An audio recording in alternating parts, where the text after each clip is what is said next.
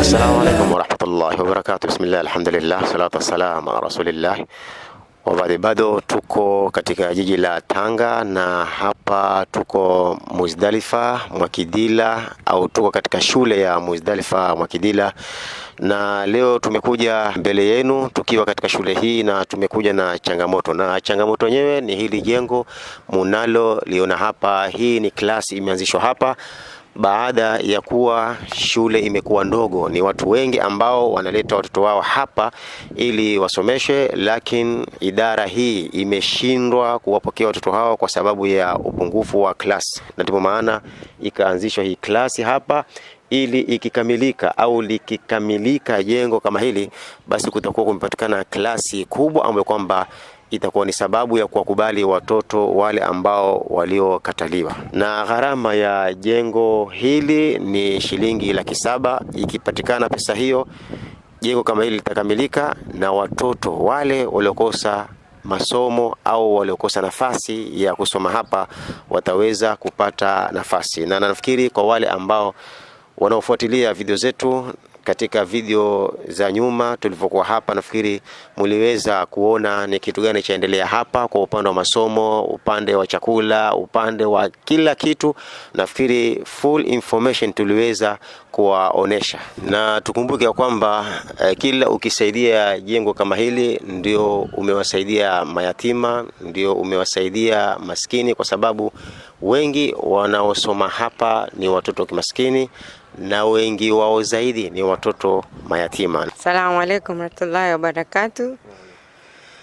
Ndugu zanguni, niko hapa mbele yenu nikiwaomba, kama tulipozungumza kwenye video ya zamani kwamba hapa tunahitaji madarasa, na mwaka huu ndo tumepata changamoto kubwa sana. Wanafunzi wamekuja kwa idadi kubwa sana, na wengi ni maskini, na wengi walikuwa mayatima. Ilifika mpaka hadi tukabidi tuwarudishe wengine, ambalo hilo ni jambo halitokei kwetu. Na sababu kubwa ni kwa sababu hili jengo mnaloliona limeanzwa kitambo sana, lakini halijamalizika mpaka leo. Sababu ni hiyo hali ya kifedha. Kama mnavyojua kwamba hapa nusu nzima ya wanafunzi wetu ni aidha ni maskini, hali dhaifu, na wengi ni mayatima ambao watu hao hatuwalipishi. Kwa hiyo hali ya fedha hapa ndio tatizo kubwa. Na hii ni class ili imalizike, itue plaster, itue floor, itue desks ndani, vitabu na kila kitu, iwe ni class kamilifu, tunahitaji around 740,000 ya Kenya, na kwa Tanzania ni milioni 14.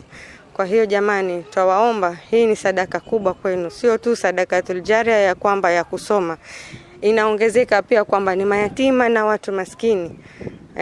Sadaka jamani, tawaombeni mutoe, tawakumbusheni na tawasaidia pia, maanake sadaka ni zaidi ni kwako wewe mwenye kutoa.